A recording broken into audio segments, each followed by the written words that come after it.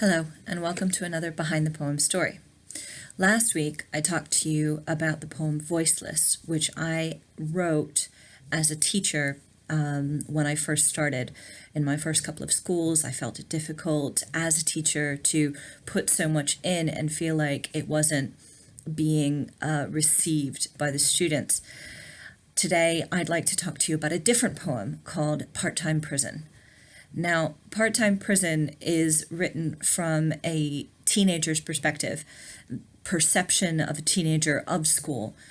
And the original draft of the poem, Part-Time Prison, was written when I was a teenager and I was attending high school in Warminster, Pennsylvania.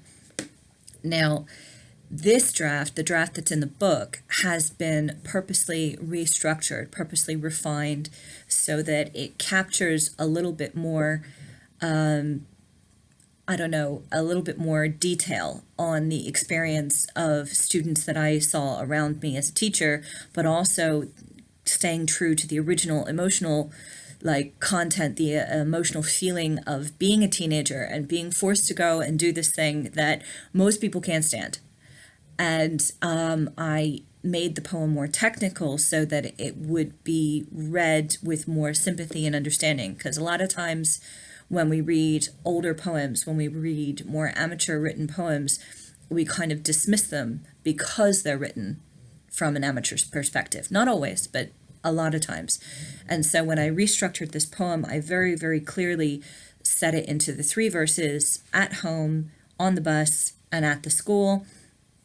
I made the rhyme scheme a little bit more regular, but not too regular, because if the scheme took it over the verse line, I carried on with the same rhyming pattern, so it would have that kind of structured, regular feel that school does, the repetitive cycle of going to school and coming home again, but not so regular that days wouldn't be different. So a lot of form and structure and rhyme scheme, although it's not a specific form like in the sonnets, it does have a purpose. It's not always clear and it's not always important, but for this particular poem, it is. So the irony of structuring the poem so rigidly, the irony of displaying the pain of teenage life and having been forced to go to school, is that that's not the way I felt about school. I was always really into being good at school, being ambitious with my learning, being the best at my academics, because I wasn't as good in sports, I wasn't good in practical things. Academics was the bit where I could do well and therefore feel like I had achieved something. So I was okay with being an academic. I was okay with being a teacher's pet and a good student, because both my parents are teachers. So I got taught very, very early on the value of education and the value of doing my best in my education in order to prepare for later on. But Part-Time Prison, even the original draft that I wrote in high school, was to reflect, or an attempt to reflect, what I should have felt as a teenager, or what I was seeing with my friends and the people that I went to school with. The kind of emotional feeling of people on the bus at 7 o'clock in the morning and going to homeroom at 7:30 and facing classes that they couldn't stand. I loved English. I loved history. Okay, I didn't love math and chemistry so much, mostly chemistry because there was too much math in it. But as far as actually liking school, I did like school. I liked it so much I chose to be a teacher when I got older. So I chose to never leave school, really.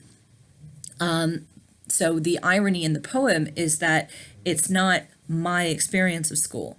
It's the experience of school that most teenagers seem to feel, and I hope I was able to capture it even though it wasn't mine.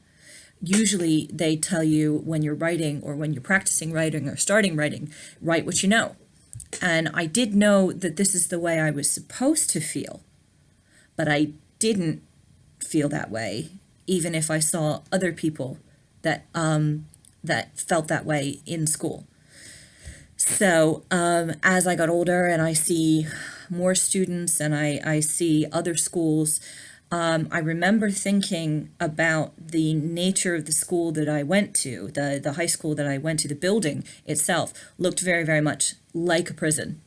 And obviously, at a certain point, you look at the brickwork and you look at the windows that don't open and the stairs that seem like they go on forever, and you feel like this repetitive cycle of day after day after day doing the same classes over and over again with the same people in the same seat. That kind of repetitive schedule is not that far off from a prison schedule. So it's understandable why teenagers sometimes feel that way. And I even see it myself. And I live here in England now, and some of these buildings that the schools are in go all the way back to the Victorian times. So they quite literally look like prisons, and they quite literally reflect what some of the prisons look like. And the stone walls, the bad heating, these are all things that kind of don't promote that same kind of value that I was given from my parents at home in education, when the environment is so confining. Unfortunately, even as a teacher who liked school when I was in school, I can't suggest a solution, because there's no way to provide the information. There's no way to impart the discipline and the understanding without some kind of structure. And so I can't see how any other way could be done to prevent school occasionally feeling like a prison. So part-time prison as a poem is something to think about as a parent if you have children, what they're going through, what they're feeling, how irritating it can be, and how they know they should get up and do what they should, and how they know they should go ahead and do it anyway. And as a teacher, what these kids remember, what you went through. Remember, if you liked school, if you didn't like school, it can still feel like it, even if you liked it, even if you were good at it, even if it felt like you could shine with your ambition and drive to do better. It still felt like you were on a regimented prison schedule. So don't forget what it was like. And for the students, if you recognize it, if you have felt this way at some point, just know that your parents and your teachers all went through it and became happy, free individuals once their sentence was done. So, in that vein, please enjoy your weekend. Please enjoy all of your holidays, knowing that they are furloughs from what will make you the best human you can be, by learning exactly what you need to learn to make choices where you may or may not have to go back. Thank you for listening to another Behind the Poem story, and I hope to see you next week.